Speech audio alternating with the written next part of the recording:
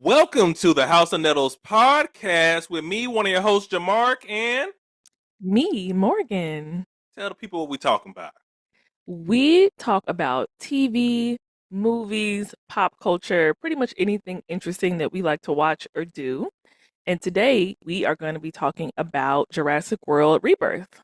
Yeah, so if you're a fan of the Jurassic Park franchise, make sure you stay tuned, listen to all we talks about, and make sure before you do that, go to all our other social media places, go over to YouTube, go to TikTok, look for House of Nettles. That's me. You see our lovely faces in a cartoon version. You know you're in the right spot. hmm But Absolutely. yes, and make sure you share the episode with all those cool people. But before we start talking about all that fun dinosaur stuff, I guess we'll talk about, what we watching, what are some things in the news, all that good stuff. Yeah. So I don't think we watched anything really interesting this week. I feel like it's kind of been a little bit of a slump Mm. on TV and with the new releases. Like, we watched a few things, but nothing really super interesting worth talking about. But what I did think was worth talking about was the announcement that Neil Druckmann and his co-writer have stepped away from The Last of Us on HBO to focus on other games and other projects. And so, what do you think that means for season three? If you guys listened to our previous episode where we spoke about The Last of Us season 2, we had a lot of thoughts, some hmm good, and I think we had some, good constructive criticism of the show. It seems they listened to the feedback they got, not only from the fans. I mean, I know they don't really pay attention to hmm fans too much, but maybe a lot of people who like saw it and were like, "Oh, this is probably not what we wanted as a franchise," especially for what's supposed to be one of their tentpole shows. I think it was a big downer.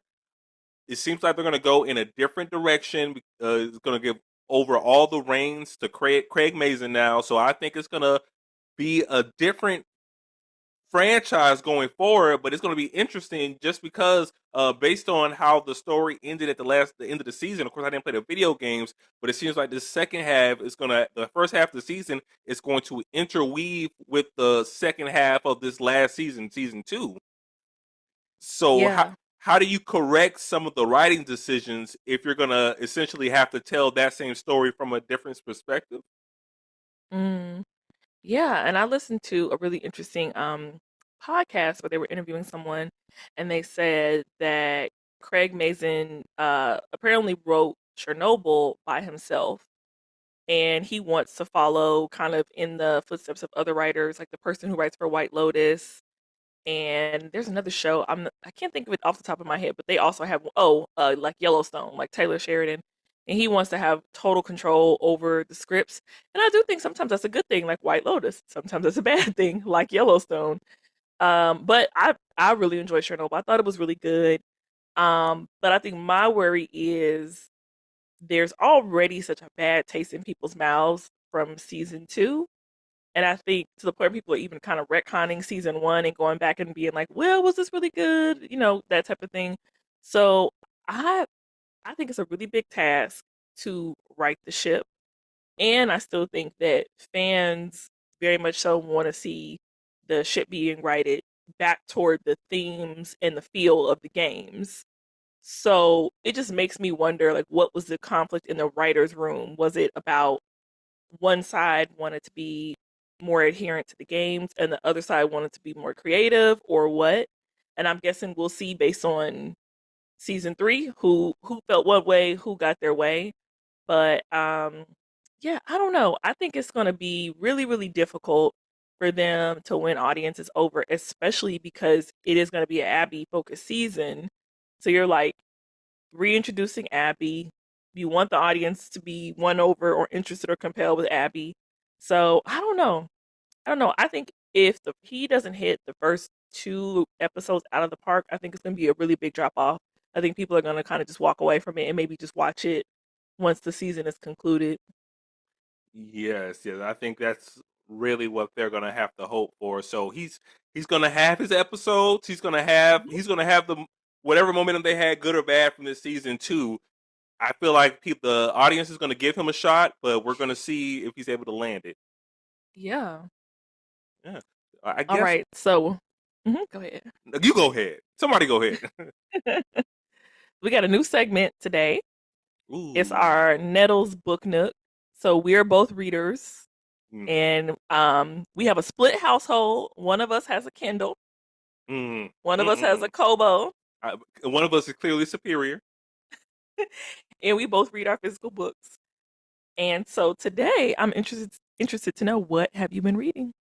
Well, I just finished a book, Sky Full of Elephants. It's a cool, kind of dystopian, kind of present day, but crazy things happen. Most of the population, all the white people in America, walked in the water. Essentially, the civilization has to figure out how do they handle everything going on, and we get a real personal story from an individual named Charlie and his journey to find his daughter, who he hasn't seen since she was a little kid, reconnect and go on. Gonna go on a little journey. So that's what I just got finished reading, and I just started reading Razorblade Tears. I actually got it right behind me, the physical copy. That's a coincidence. What? That's a good little book about two dads, trying to figure out what happened to their son. So I'm excited about that and ready to keep reading. So would you say, is it a thriller? Is it mystery? Like, what genre is Razorblade Tears? I would say it's definitely a mystery so far. Okay. Yeah, we're trying to figure out what essentially their sons were killed, and we're trying to figure out what happened to them because the police don't know what happened. At least we don't think they know what happened. But at a certain point, we figure we know who did it, who Mm-hmm. done it, but we don't know why they done it. And our main Mm. characters have to figure out who did it first, and then it's all got to come together somehow. So I'm Yeah. excited to see how it happens. Sometimes the why is more interesting than the who. I like those types of mysteries And where that's what it's it like seems like. somebody did something and you want to know why. Yeah, that's what they seem like they're banking on. Since hey, we know who did it now, but now like what? Why? What's going on? Why? Hmm. Why these two young men? Well, you have to keep us updated. For sure. So, have you read or been reading anything lately? Yeah, so I read two books the past, what, maybe like week or so. The first is an old book from, like, I think it's from '94. It's called Relic by Douglas Preston. It's one of those like airport mystery thriller books, that type of thing. I didn't know how old it was when I read it, but I just thought it was an interesting plot, and I really like Douglas Preston's writing. So it's about a series of murders that are taking place in like the New York Museum of Natural History, basically. And the main character is a grad student, like a researcher who works in the museum, and then the other two characters, one is FBI and one is a New York NYPD, and they're trying to figure out who or what is killing people in the museum leading up to this opening of this really cool exhibit they have called Superstition. And so it kind of, the exhibit matches kind of the theme of the book. Now, I will say, content warning, it was written in the early 90s. So some of the, I guess, Nomenclature. we hadn't really turned the corner as a nation, I think, or as the general public, about collecting stolen artifacts and stuff like that. So I think some of the writing is very dated and kind of offensive in that way. I don't think if they wrote it today, it probably would be a bigger critique of like museums just stacking up all these bodies and bones and burial mounds and that type of thing. But I still think it's a good, really good book. And I found out after I read it that it was a movie. They Oh. also made a movie after a couple years later. So I think I'm going to watch the movie. So I finished that. I like that. I'll give that probably 3 stars. Probably would have given it 4 if it wasn't for it was really outdated. And then I read Time Loops and Meet Cutes, which is a romance by Jackie Lau, contemporary romance about a woman who goes to a Asian night market and she eats some dumplings, and then she begins to relive the same day over and over, June 20th, and she has to figure out her way out of this time loop. And it's very different than like a Groundhog Day, like what you would think is going to happen in the story. It doesn't happen. But I really like her books. They're all set in Canada, so it's also interesting to just get a slice of life of like another how other people live too. So I would definitely recommend that one. I would give that one 4 stars. Boots and maple leaves. Okay. Go Yes. ahead. Sky full of elephants. 4 stars as well. Mm-hmm. All right. So I guess we're jumping right in it. We're going to Jurassic World Rebirth. The dragons are back here. Yes. So we are going to talk about Jurassic World Rebirth, but first, I want to get your thoughts on Jurassic Park as a franchise. So, I guess what's your relationship to it? What do you think about the movies? And I'm also really curious to know, were you excited when they announced that they were rebooting the Jurassic World franchise again?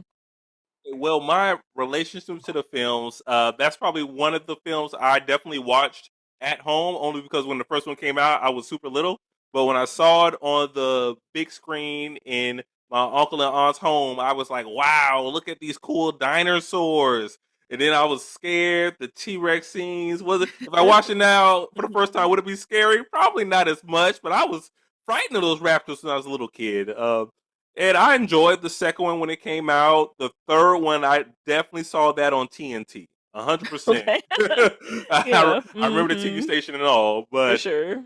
I don't remember that one as much. I feel like I can go back and rewatch that one and be like, oh, this is a whole new movie to me. Hmm. But yeah, I mean, I enjoyed those original ones. I know for me, the Jurassic World films were definitely up and down in terms of tone and quality of the story. Especially the first Jurassic World, I was having a good time. I was happy to be back fighting dinosaurs. I stuck my hand out and I felt like I could stop anything.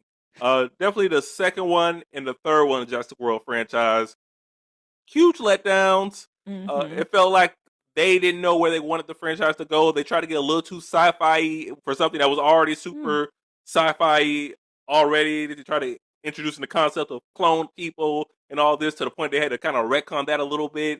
And yeah, so enjoy the dinosaurs overall, but it definitely I think they've almost kind of lost the plot for me Mm. within the franchise. Yeah, I can definitely see that. I think between the two of us, I'm for sure the bigger Jurassic Park fan because Jurassic Park, the 1993 movie, is probably one of my favorite movies, like maybe in my top five. So I would say I love that movie. I could put that on in the background, watch it over and over again. I always liked two, and I always liked three. I think I like three a little bit more than two because two doesn't really get too warmed up for me until they are almost like off the island. But I would still say any of those three are good like afternoon movies if you just want to throw something on and have something to watch in the background. So I like all three of those. I really like Jurassic World. I thought it was a cool way to kind of reintroduce the franchise. And I do think that it benefited from there not being a movie between 2001 and 2015. Like and there are just no other dinosaur movies really, so not on that scale anyway. So I thought it was really cool. I mean, I think looking back, like when you watch it again, it's like, yeah, you can poke some holes in it, and like Bryce Dallas Howard running with the heels and everything. That was just ridiculous. I knew though when they were trying to make a relationship with the Raptors, and then they had the T Rex at the end save the day. I was like, uh-oh. Like the dinosaurs are supposed to be scary. They're not supposed to be our friends. And they continue that in the next two movies. And I remember going to see Fallen Kingdom with my sister, and when they had I think it was a brontosaurus, like it died on the pier, and it was all sad. I was like, that's. I just knew the movie was gonna be bad. And by the time I left that theater, that might have been one of the few times in my life where I've come out of a movie like actively mad. Like it was just so bad. And the little girl letting the dinosaurs out. I'm like, why? Why would you do that was a that? that was a crazy decision to let those dinosaurs just roam free. How many people did they, how many people did they kill? How many people Oh, were yes. devastated because a dinosaur just ran through my house and squished my three children? It's like Yes. they deserve to be free though. It's like, That was oh. such a selfish decision. And that series is punctuated by a whole bunch of really selfish decisions and also a lack of chemistry among the two people who are supposed to be anchoring the movie to the point where Chris Pratt literally has better chemistry with everybody else. The guy he works with doing the Raptors, the lady in the third movie, everybody else. He has better chemistry with them than with his love interest and the little girl. And then in the third one, in Dominion, I thought Dominion was fine. Like, if I was gonna do a Jurassic World rewatch, I would watch Dominion. I think it was stupid by the time everybody was doing the hand and stuff like that. But I do think like Sam Neill and Laura Dern and gosh, what's his name? The most charismatic man ever, Jeff Goldberg, Goldblum. yeah, Goldblum. I call him They Goldblum. saved it for me. Like every time they're on screen, it feels more like a Jurassic World movie. And I think Chris Pratt, he just I don't know if he didn't want to be there. I don't know if he was losing his interest, but he's just dead in those last two movies. Like he's just there, but the lights ain't on. There's no charm anymore. So I think if you look back at his career, those will probably be the two movies where people will be like, okay, yeah, this is where he lost it. And I think I'm really happy that so far, Owen Grady is not in the spoiler. He's not in Rebirth. But this whole thing's spoiled. The clone child is not in Rebirth. Bryce Dallas No. Howard. And thank God. What's the boy's name? The one who I don't like. He was in the second one. Justice Smith. Oh, Justice Smith. Yes, yes. Not in it. It almost got to the point in Dominion that I was like, I would rather for Chris Pratt and Bryce Dallas Howard to not be involved in the plot. Like did Yeah. not need them. Like they were only needed because you made the plot for them to be needed, but their story definitely could have been left on the side.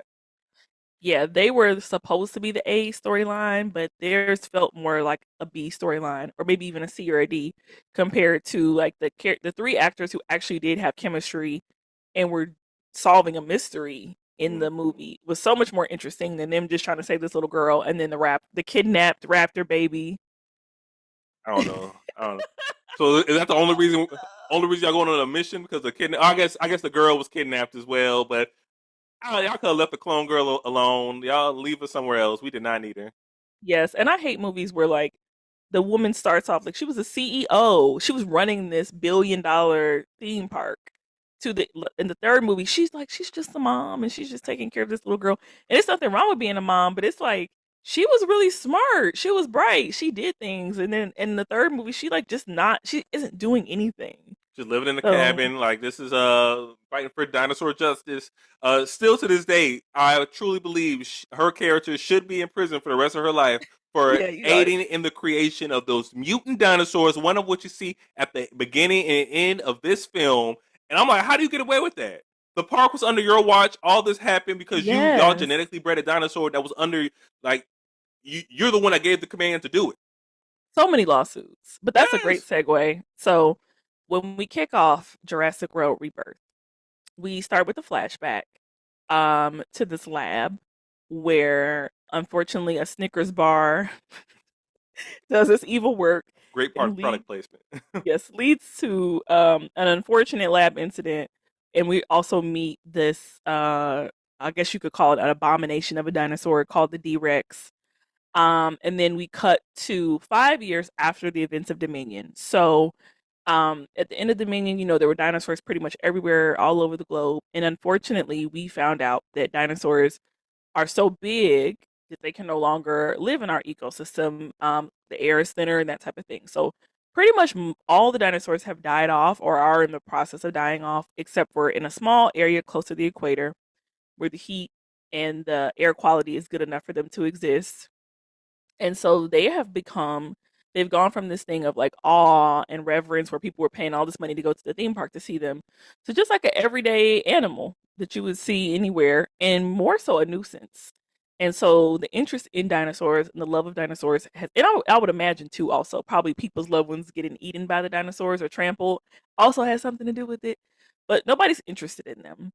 And so, our main character, Zora, is propositioned by a pharmaceutical rep, and his name is Krebs, to go to the island where the dinosaurs are most highly concentrated to get samples of their blood to make a life-saving heart medicine. And accompanying them is a he's a scientist, and he's interested. I don't know if they ever say what type of scientist he is, but he did study under Alan Grant. So I can't remember, was Grant a paleontologist? Anyway, Yeah, I want to say he was definitely a paleontologist. They made paleontologists sexy again, so yes. they did. So yes, we have Dr. Henry Loomis, we have Krebs, and we have Zora, and they have to get together a group of people to go to the island, and they need to get 3 dinosaur samples. And so that is what kicks off the adventure in the movie.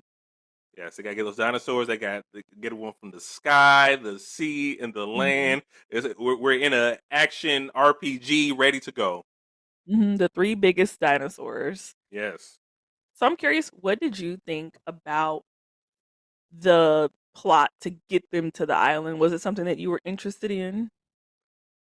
I was 100% okay with the plot they presented because at the end of the day, you just got to get people on the island where the dinosaurs are. That's the whole point. So, is it always going to be the most interesting thing to get them there? Probably not.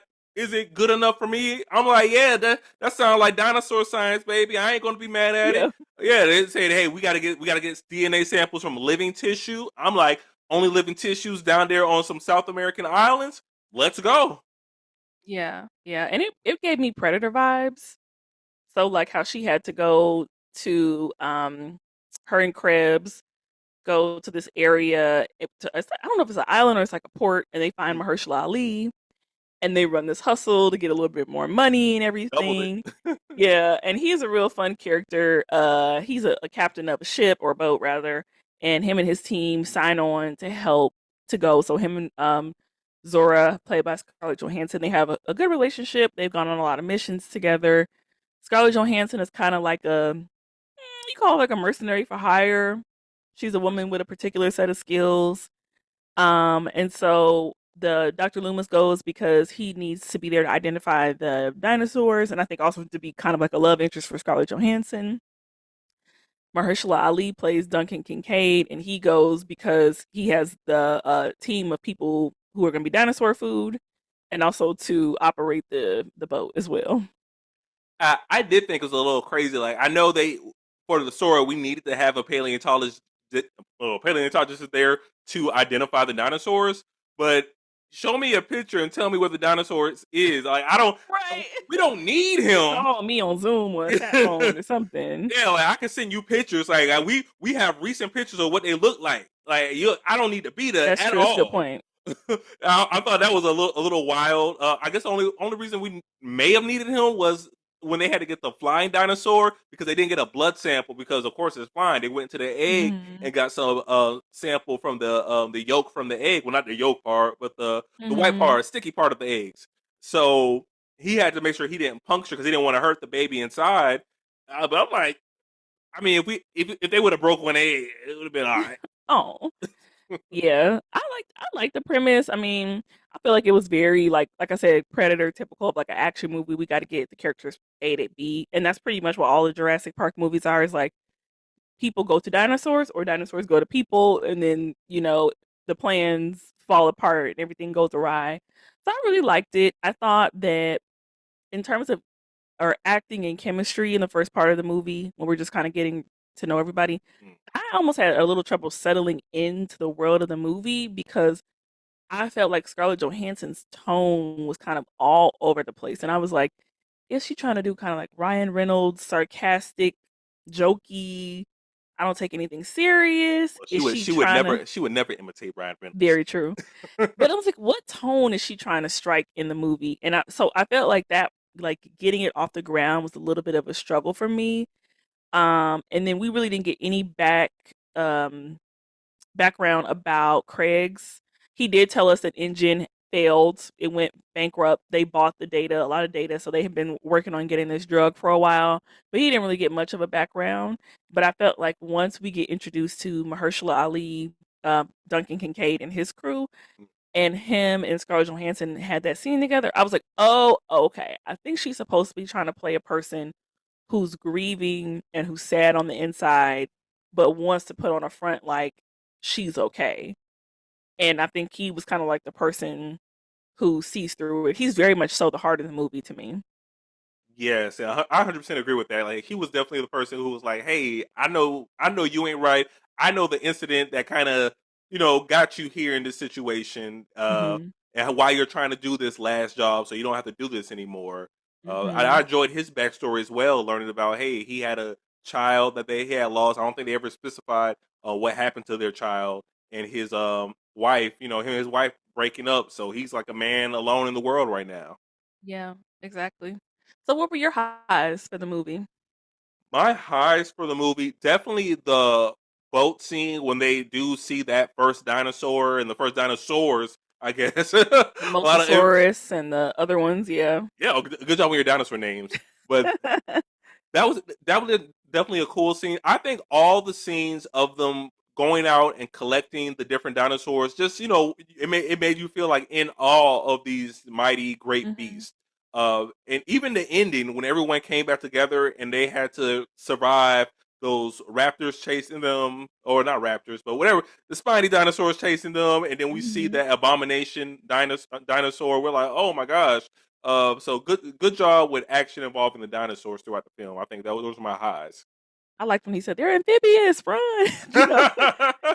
That was, yeah, that scene was really cool. I think my high, and we haven't talked about the Delgado family yet, but my high was also I think the dinosaur interaction. So like we're just waiting on people to die, and very clearly we see that the cast is not that big because we have on the boat we have Scarlett Johansson, we have Craig's, we have Dr. Loomis, which I was like, is this supposed to be a reference? I guess it's another shout out to Halloween. I think they were referencing a lot of horror movies and stuff Oh, and sci-fi. But we got Dr. Loomis, Craig, Zora, Duncan Kincaid, played by Mahershala Ali, his two people who work with him, and then Ed Screen randomly pops up. You know, he pops up every few years in a movie. he was the Uh, guns. He was the the big. He was the first person to muscle. go had dead meat written all over him. Uh, And then we have the Delgado family, who is an older dad. His name is Ruben. His daughter Teresa, another younger daughter, little girl Isabella, and then Teresa's boyfriend Xavier, who they're on like a really small. I mean, I know it's not small, but like they're basically crossing the ocean in a pretty small boat for people who live in a world where there are mosasaurus, mosasauri, big behind dinosaurs in the water. dinosaurs in the ocean, and it's this little bitty boat. And surprise, surprise, of course, it's capsized. And so Mahershala Ali makes the decision to rescue them. And so they also get brought into the movie. But it's pretty clear from the beginning, none of them are going to die. So you're like, we have this many people, small cast. It's only going to be so many deaths in the show, in the movie. And so we're just kind of waiting. But the scenes where people do get killed are all really interesting. They're all really satisfying. And of course, has that feeling of like, oh, I would never want that to happen to me. Yeah, Like there are no good deaths in this movie. They're all horrifying. when the teenage girl fell into the water, I told myself if they don't kill her now, then they're not gonna kill her. I'm like, and when she survived, I'm like, well, we know she'll be here at the end of the movie. Yes. So I think the scene with the Delgado family where they were on the raft and they were chased by the T Rex, that was my favorite scene in the movie for sure. I also thought the end, where they were trying to when they finally got like to the helipad, that last sequence where they were kind of running from the dinosaurs and everything, that scene was fun, but it was nobody left to kill. It was only one person left that we knew for sure was gonna die, and that was Craig's. But if Yeah, that had been more people not making it, like maybe Loomis, it was touch and go from Mahershala Ali there for a second. I yeah, I think guess, I would have enjoyed it a little bit better, but it was still fun to watch. yeah, I guess it's a good segue to talk about the things we didn't like about the film, and like you said, the small cast.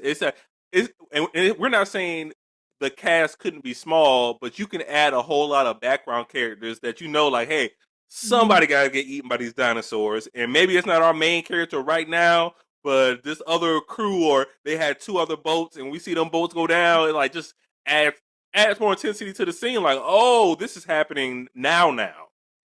Yes, and I think that contributes to two issues. I think the issue with the Delgado family, so they end up getting stranded on the island with our group of adventurers on their mission, and they're separated for a majority of the movie into the climax.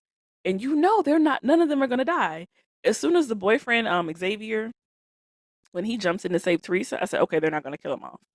Because now because when they introduced him, I'm like, oh, he's unlikable. Maybe he will go. But then they immediately turn his character around. So then we're just watching them wander around this island, and we're watching the little girl constantly be at risk and almost die. And we're watching all of them almost die. And the T Rex is just a bite away from killing them. but I think their storyline does take some tension out of the movie because at no point do you ever feel like they're going to die. And so when you cut to them and they're like just having these conversations about their relationships or like mom is never going to let you watch us again, it's not interesting. And I think even when they're introduced, they get rescued and they immediately start complaining. And I'm like, well, the script has now turned us against the Delgado family. Like we're annoyed with them. And I think they win you back a little bit by the end of the movie, but like the dad, Ruben, he doesn't help because he has an injury. Xavier helps a lot more. He cares a lot more because he's okay. He's healthy. Teresa does nothing. She complains. She She stands around. she did get the raft so they Yeah, can she did get the escape. Yeah, rap. so she after that raft scene, it was really. Before that, it was a lot of complaining. After that, it was a lot of complaining. I it seemed like they didn't have a lot they had in mind. Like we could have really cut a lot of their scenes Hmm. to tighten this up. Like at the raft scene with the T Rex, fine, that was cool, that was awesome. Maybe show him walking a little bit, but then you could just show him get to the end. Like we didn't need those three other scenes, and it almost felt like the only reason we had those other scenes with them was because of Dolores. Dolores was the little There you go. dinosaur that they had that little girl team up with. She was like, Hmm. oh, like she didn't like dinosaurs at first, but then she met Dolores, who's like a little Triceratops, and it became like her mascot. It was like their team mascot almost. And she was feeding the Hmm. candy, and it's like, cool, all right. She had it in her backpack, but then stuff happened. She lost Dolores. They travel. Dolores pops back up. I'm like, where'd you come from? She been Yeah. following? And then they get in a raft, they travel. Dolores pops back up again. I'm Hmm. like, is this a different dinosaur? Is this the same one? Like that's the only reason you had this family in here was try to sell toys? Like, no. And they did the cardinal sin to me. They made a combination of an annoying teenage daughter and a slightly annoying little kid that is kind of a burden on the family, basically. Because even when they get on the ship, she's crying, she's scared, she's nauseous. The daughter is like very almost like ungrateful to be saved. And I know they've been through something traumatizing, but even at the beginning, her boyfriend was like so disrespectful to the father, and she was like, "Don't push it, Dad." And I'm like, "You are on the smallest boat ever, and this dude is so obnoxious. He won't carry his weight, Mm. and you're just totally ignoring that. Like you don't see the side of him that I see." And I know they wanted that to be basically their whole character journey in the movie was the dad coming to respect the boyfriend Xavier, but I'm like, why did that need to be in this movie? Because we could have just taken those parts and had like four more people in the main team that could have been dinosaur food. Because we came here to watch dinosaurs eat people. Like, let's just be for real about what these movies are. And I think every time they try to get a heartfelt, like something heartfelt in the plot with these movies, it automatically starts to fall apart. Like, same thing with the Jurassic World trilogy with Owen Grady and Claire, like kind of pseudo adopting the clone girl and all that type of stuff. That was the worst part of those movies. And now they're trying to do that again. It's like we want something families can hold on to, so we're going to introduce the Delgado family, and it's like, but that's not what we're here for. And No. it drags the movie for sure. It's still supposed to feel like the tension's supposed to feel like almost horror elements. Like these are Yeah, big monsters, kaiju level monsters roaming around. deformed monsters as And they call them. Yeah, yeah, and that's why I'm always iffy if we're going to add children to movies like this or anything involving horror or something where it's going to have to kill people. But if you got a kid, they're safe now. They're at in no danger. They're going to run around. You're going to be scared for their life. But yeah, yeah. And I mean, I know Jurassic Park, like the two and Jurassic Park 3, they both had kids in them. Well, three of Jurassic Park original ones had kids, and so did Jurassic World have Claire's nephews who were in danger. So it's not like kids should be banned from the franchise. I just think that like the storyline to me that suffered was the one with Mahershala Ali and Zora both bonding over their grief. So Zora lost a friend on a mission, and Mahershala Ali lost a son. And so that conversation sets a tone for his behaviors throughout the movie. So you see him like basically be like, I'm not going to let anything bad happen to these kids. I don't want to let these kids die, to the point where he's constantly putting himself at risk and is prepared to sacrifice his life at the end of the movie so they can get away from the D-Rex. And I think the Delgado family is fine, but let's say you kill the dad off, you kill the boyfriend off, and then you still have two kids, and then they can be a part of the main group, and then they can just go on the mission with everybody else. Or you just have, for whatever reason, you find a way to have those kids join them for the main adventure, and then Zora and Duncan Kincaid get a more fleshed out storyline. Yeah. But after the scene where they talk about the friend dying, it fizzles out. And then Zora's storyline becomes about, I think the next one of the themes of the movie is like, okay, we have this blood, we want to use it to make a heart medication. Should this go to this private pharmaceutical company with Craig's, or should it go into the public domain so everyone can have access to this life-saving medication?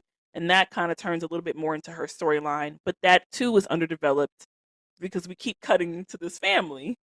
Yeah, I think that would have been a great thing to explore more, or just on her end, us seeing her contemplate the idea, asking him more questions about it, like because she asked him like, "How will you do it?" And of course, he doesn't have an answer in that in that time. But what if it was something he was thinking about? What if he can give her something like, "Hey, no, I have connections. I can get this to the correct people to make sure this is available to the world." Not we're gonna believe in each other. It's like I could have fleshed that idea out just a little bit more. Yeah, because like her character journey is, well, I want this money to, I'm willing to give up the millions of dollars to have it go to the greater good. And we're supposed to feel like, because some of that is because of a one line drop that her mom died from heart disease, and she kind of likes this guy. And I'm not saying that they have to have a super duper rich backstory, but I do think it should be enough that you care about the characters and you care about the decisions that they make. And you want to see more of them. You want to see another movie with what they do. And I think that Mahershala Ali, like I said, I think he's the heart of the movie. I think you really walk away wanting him to live, probably a little bit more than everybody else, because his acting is just so phenomenal. And I think he gets the most reason, like in just a short, his kid died, him and his wife couldn't stay together. He's a person that cares. Like, you see him mourn his team when they die. You see his face, his reaction when his team is killed off one by one. And so therefore when he makes his decision to sacrifice his life at the end, it's like, oh my gosh, but you understand why. Yes, the whole film, like you said, you're seeing him care, even going to save that family. Like everyone's telling him, like, "Hey, maybe we can go back to them after we get this first dinosaur's blood. We can get to them eventually. Somebody else is going to get to them." He's like, "No, let's go. Mhm. Somebody has a mayday signal. They need our help." Mhm. And that's why I think I'm a big fan of, like, you need to be sincere in movies. And I know we're kind of finally turning the corner on the sarcastic main character, but I think when you introduce a character like Scarlett Johansson and she seems like she doesn't care and she's very glib and it seems like everything is going to roll off her shoulder, we need to see her start to crack. We need to see her have some doubts, or to have some fears, or have some stakes. And the money is not a stake to us, because I'm even thinking to myself, you're a mercenary. You probably not broke, hun. Like, you've been doing this for years and years and years. I mean, I know $20 million, you ain't gonna turn that down, but I didn't feel like turning down $20 million was big stakes for her. Yeah, like she's And worked for bad people before. right, yeah, like this wasn't her first rodeo. So I think you need to make characters sincere for this reason, so that there are stakes. And if you're not gonna have stakes by killing people, you need to have emotional stakes. And they're not really there. There's no stakes for the Delgado family because you know they're not going to die. None of them. There's stakes for Mahershala Ali, but none for Scarlett Johansson, and none for Craig, because you know Craig is a villain. He's going to get killed. Oh yeah, So 100%. you In know, Jurassic Park movies, the villain always get ate up.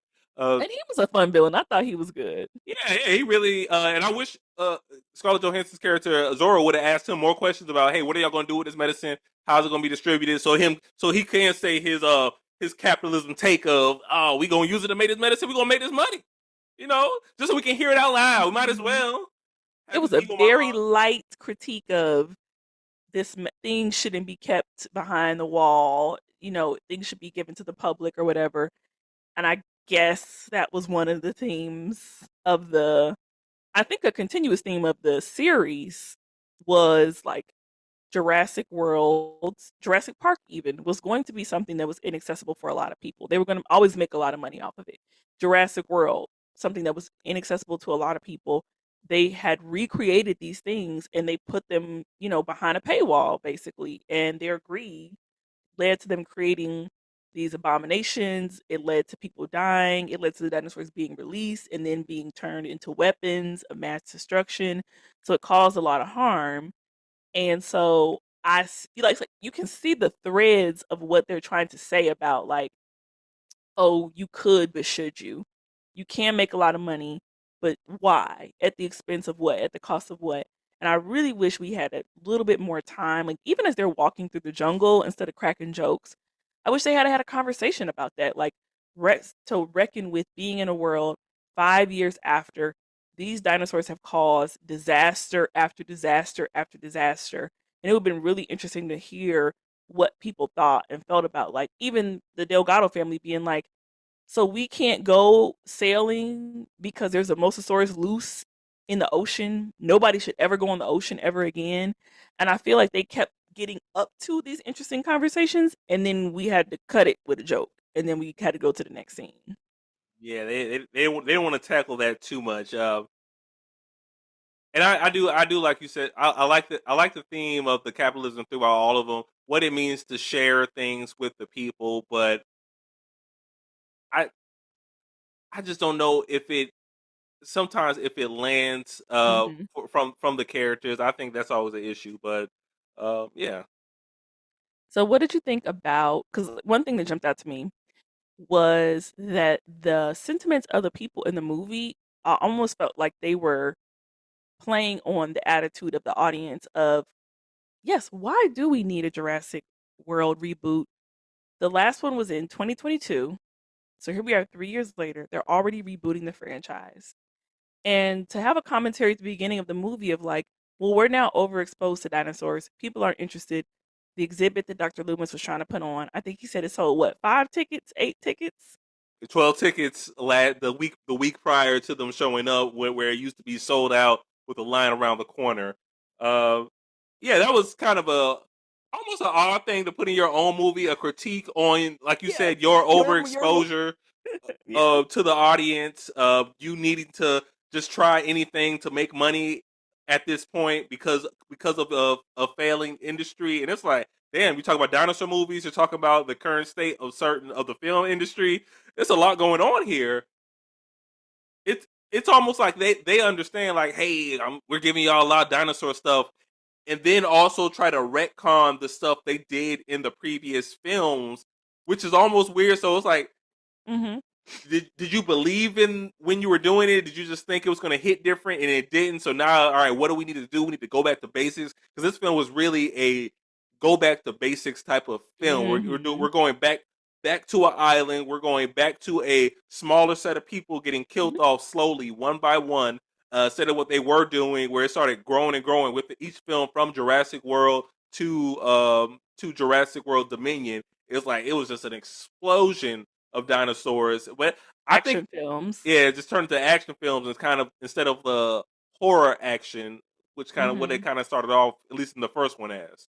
Yeah, it felt very meta to be like, yeah, people are tired of dinosaurs, and it's even less time. They have a 5 year gap. We have a 3 year gap with the movie, and it almost was like, hey, we want you to feel this sense of awe and to feel like dinosaurs are cool again by the time you watch the end of this movie. And I do feel like I felt like the dinosaurs were cool. I felt like the scenes where people got eaten were cool. I'm always gonna go back and watch a Jurassic Park movie or a Jurassic World movie because I like the franchise.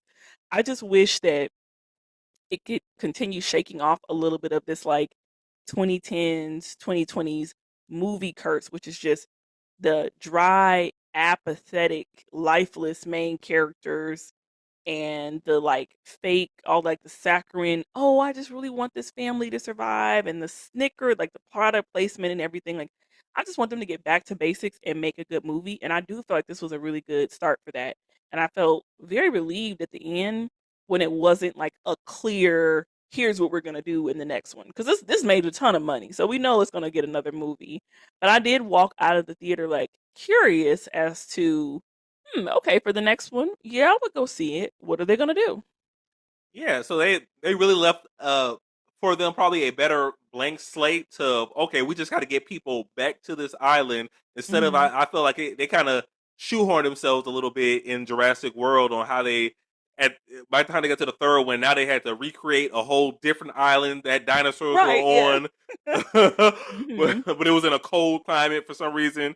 And in this film, they're like, yeah, dinosaurs can't live in that; they all die unless they're in this one particular place on the planet. Like, fine, we're good. We're good.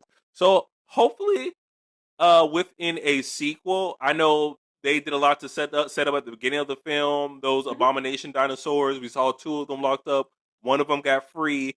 One's still frozen, or would you consider it dead in the when it was in a little cryo chamber?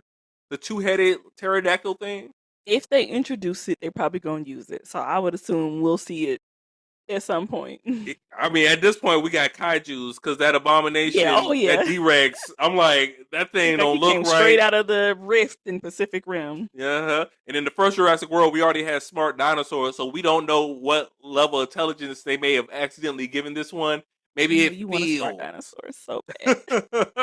I You want a smart dinosaur movie so bad. mean, it's just kaiju. It's just Godzilla at that point, but I like Godzilla. Dinosaurs are smart though. Remember when the raptors were opening the door in Jurassic Park? Yeah, now we got smart, and I got Raptor. It probably got the mind of an angry 14-year-old. So I'm like, have at it, boss. Well, I was happy that the T Rex was back to being a bad guy. Mm. It's no longer the hero of the franchise. There were no raptors. So I do agree with you. They're definitely trying to distance themselves from the Jurassic World, the Chris Pratt Jurassic World movies. I hope it stays that way. I hope that the next movie is more of Duncan Kincaid, Dr. Loomis, and Zora. And I hope that we say goodbye to the Delgado family because it really would be no reason for them to continue on. And I think it would be cool the idea of like, okay, what adventures do they get up to next? Like maybe they have to go back and destroy the D Rex or something like that. Like I think as a trio, they worked well for me, and especially with Mahershala being the heart, yay, he survived, that type of thing. I'm not sure about Dolores though, because they did tell us that dinosaurs can't live above the equator. And we saw one dying at the beginning of the movie, and then she takes Dolores off the island. I'm like, but that's where Dolores needed to stay. But anyway, we'll see what happens with Dolores. I care about Dolores. The Lord's gonna do what she's gonna do. We can't do nothing about that. Yeah, I'm excited to see it where and if they go with that sequel. So I'm here for it. Hopefully, I don't think any children have ever carried over from film to film except for the clone girls. So I don't think we have to worry about seeing the Delgado family. Uh, Yeah, I would agree. yeah, even in the first one, Jurassic Park, they showed up very quickly at the beginning of that film, and then they were gone. We didn't need them anymore. So now that we're at the end of our discussion, Mm. I'm interested to know what are your rankings of the Jurassic Park and Jurassic World movies? Ooh, I can. You know what? I can rank them all quick. Mhm. And I'll start. You want me to start top or bottom? Ooh, bottom. Starting at the bottom would definitely be Jurassic World. What's the second one? Fallout. Fallen Kingdom. Fallen Kingdom. I just gave a whole new name. Bottom for me. Then Jurassic World Dominion. Hmm. Jurassic Park 3 for Oh. me. Jurassic Park 3. Um, Hmm. then Jurassic World Rebirth. Lost World, Jurassic Park, and then Jurassic Park at the top. Where's Jurassic World?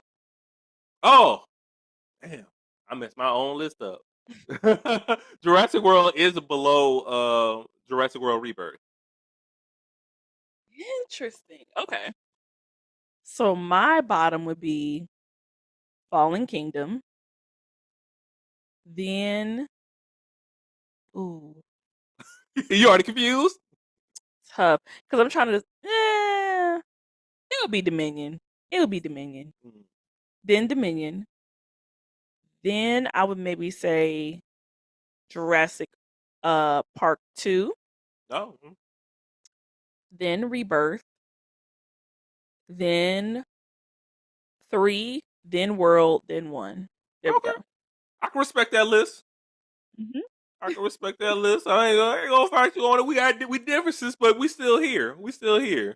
But So for your summer movies, if you were gonna tell people, they said, "Hey, Nettles, what should I watch? Like, I'm gonna go see maybe 3 movies this summer."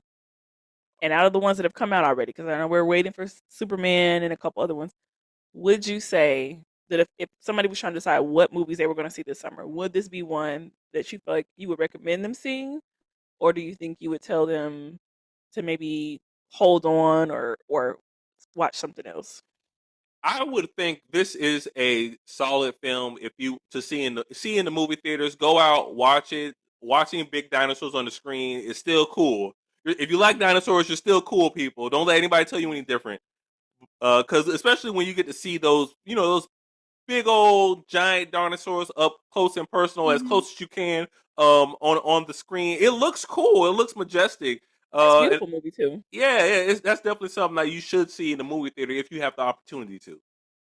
Yeah, I would agree. I would say this one is a see it in theaters just for like the experience of going to see a Jurassic Park movie in theaters. Is always like a good crowd in the cinema and everything like that. I think it's just like a fun summer blockbuster. If you're going to see one this summer, so far I would say go in with temper expectations, but it's fun Yes. and it's only 2 hours, I think. So Yeah, they try to get you in and out, and it's definitely worth the watch. oh, and if you go see Jurassic World Rebirth, you get a trailer for the Odyssey.